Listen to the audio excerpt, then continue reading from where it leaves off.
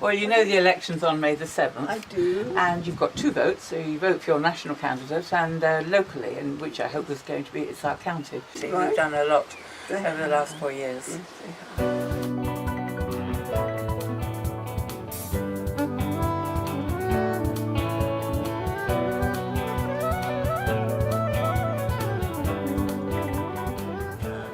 At the moment, the Conservatives have a cabinet system at local government level, so in our council, only between 5 and 7 people, depending how many they have on the council cabinet at the time, make decisions when there are 57 to 58 councillors who have been elected by the people of Herefordshire to make decisions and to represent them. So you have a system where only a small proportion of people make decisions that are far-reaching, that have huge consequences for Herefordshire. Unfortunately, at the moment, you have sometimes single councillors making decisions that the rest of the cabinet then agree with, rubber stamp, without thought or argument, and we get a situation where democracy is the loser. The great public want this. I took it upon myself because at the last meeting, Councillor James, in an expansive gesture, talked about out there, all these people don't like the cabinet system. So I took it upon myself on 2 occasions in my own village, and one in Hightown in Hereford, just to wander about and ask people what they thought about the system by which this council is managed. Most people didn't know, and very few even cared. What they care about is the decisions that are made. That's what the problem is. We don't think this is very democratic. And we would go back to a committee system or a variation of a committee system where more people would be involved in decisions and more decisions would be put before a vote. There are people out there, some of these people are angry. We've got members that are angry. And I make no apologies here for paraphrasing. I want to know just where this anger is, because as far as I can see, there is no anger like a frustrated politician posing as a moral principle. That's what we're getting here. What Councillor James doesn't like is that he's not involved in the decision-making process or the what you might call the power centre. There are no decisions taken behind closed doors. You show me decisions and say it does not happen. There are a lot of good independent councillors out there.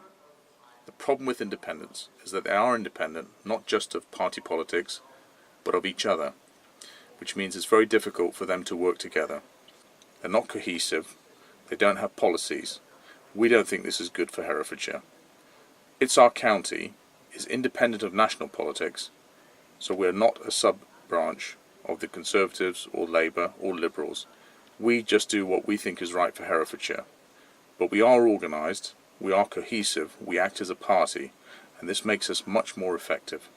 We would look back to 2009 when I was in the butter market, been in butter market all my life, of course, and so disillusioned with the way they were neglecting the market that I felt it was about time I got amongst them and try and influence the future. So that's why really I put myself up as a candidate in 2011.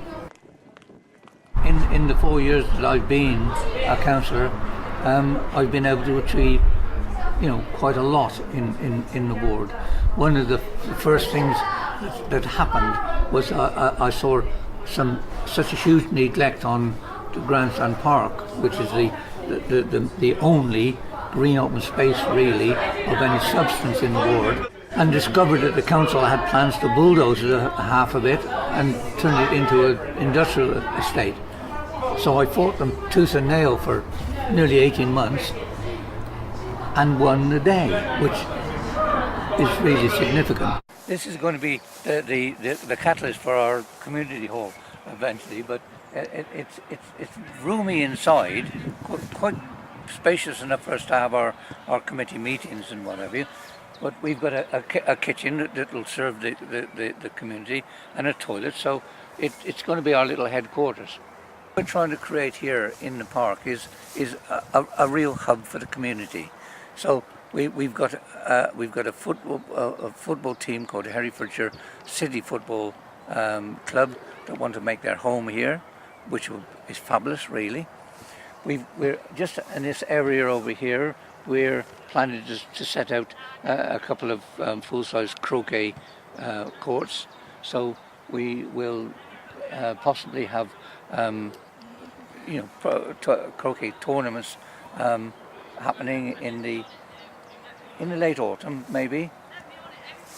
Here is going to be set out a junior football pitch, but also marked out for ladies rounders. And last year we had a ladies rounders team, and there was a little bit of controversy, and it failed. But we'll start it again this year.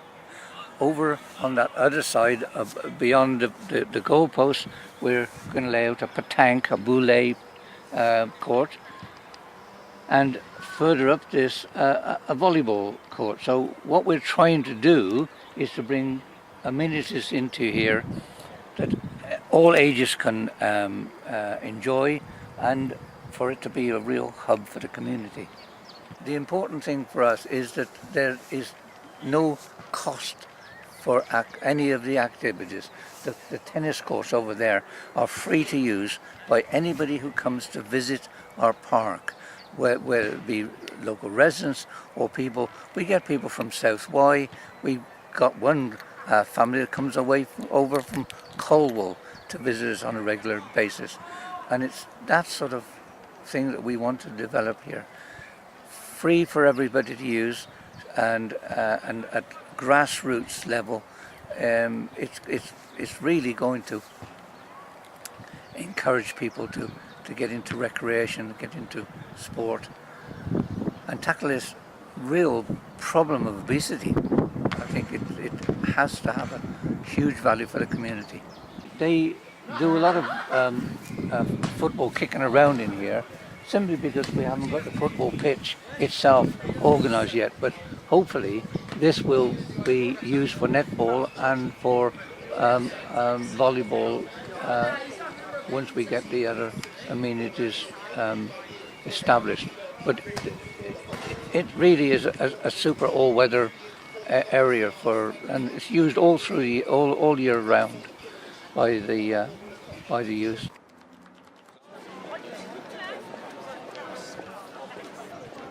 What?